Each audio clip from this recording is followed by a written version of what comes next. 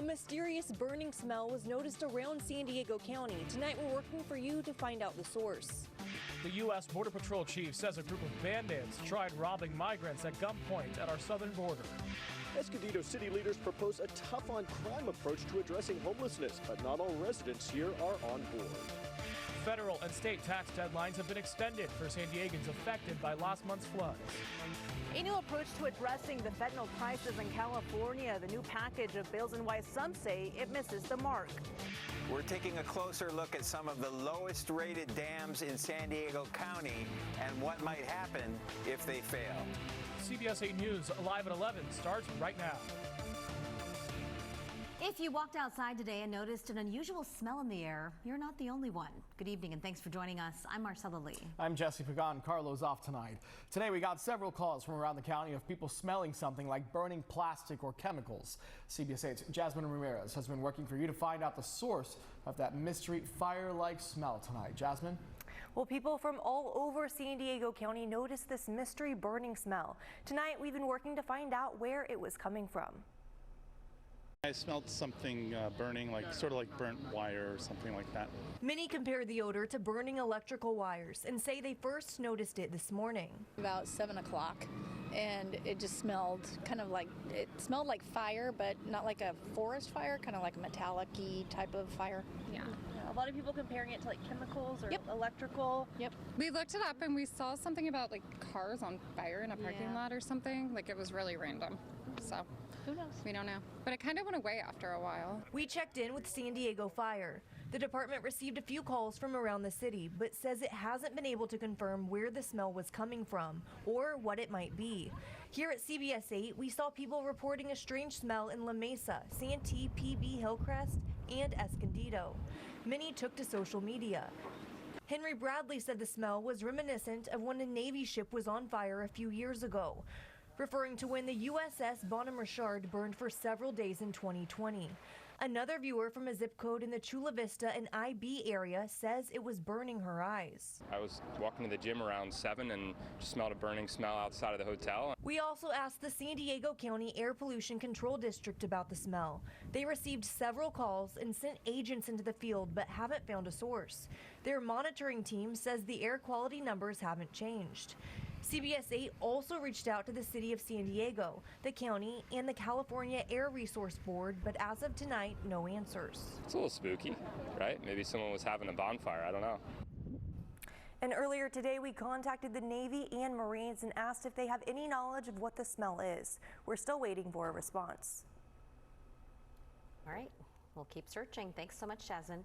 New tonight, U.S. Border Patrol says, quote, armed bandits are robbing migrants trying to enter the country. Border Patrol Chief Jason Owens shared these pictures taken near Chula Vista. He says men with guns rob these groups of people as they try to enter the U.S. illegally. Chief Owens says this is an example of the dangers criminals and smugglers can pose near the border. Today, the County Board of Supervisors approved plans for the development of a long-term migrant transfer site. This allows for the county to look for grants and other funding for a migrant shelter. Supervisors also unanimously agreed to send a letter to federal lawmakers calling on them to work with President Biden on immigration reform. This all comes after a migrant welcome center closed last week because of a lack of funding. The center's closure caused hundreds of migrants to be dropped off at our transit centers. In Capitol Hill, Congress has some pressing issues to deal with, including migrants at the southern border and funding for both Ukraine and Israel. The Departments of Agriculture, Energy and Transportation will run out of money if Congress does not pass a funding bill by the end of this week. The departments would be set to run out on Friday. Former President Donald Trump is one step closer to the Republican nomination for president. CBS News projects Trump beat Nikki Haley in Michigan's primary. It also projects President Biden has won the Democratic primary in the state. More than a dozen states go to the polls next week on Super Tuesday.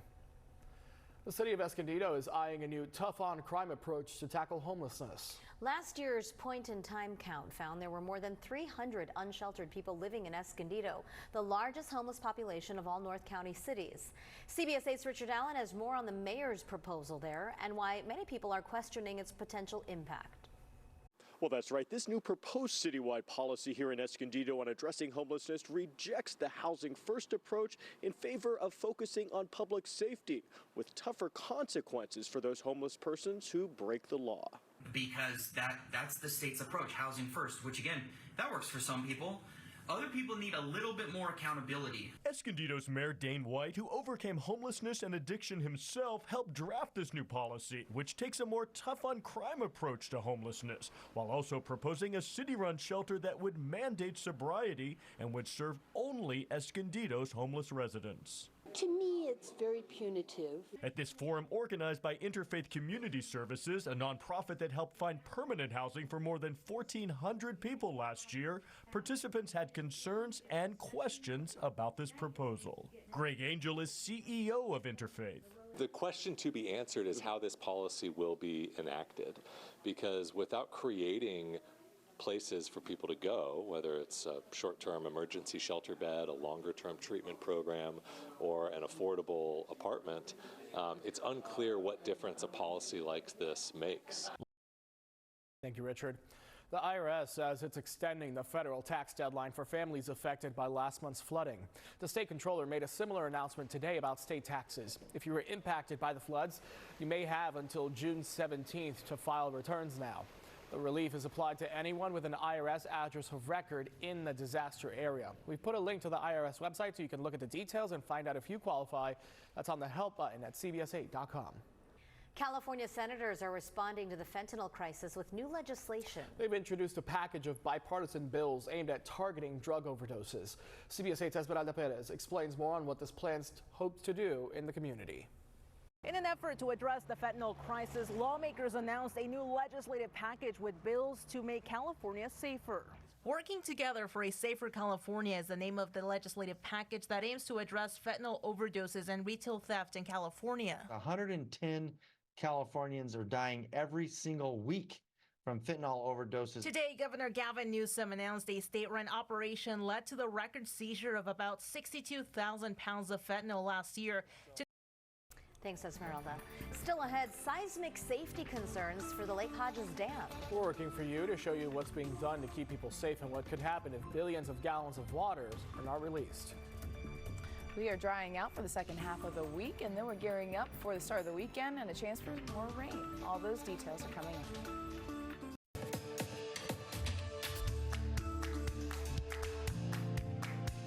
Billions of gallons of water have been released into the ocean from local reservoirs over the past year, mainly because of a state order to keep the water levels low. CBS 8's David Gottfredson spoke with a manager at California's Division of Safety of Dams, responsible for keeping dams and people safe.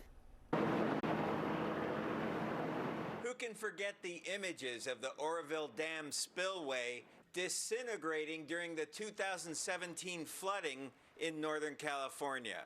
180,000 people evacuated. Fortunately, the dam itself did not collapse. I think following Oroville, dam safety is at the forefront of the state. Sharon Tapia is a manager at the state's Division of Safety of Dams. In the wake of Oroville, the agency now requires increased inspections of dams and emergency action plans in case a dam fails.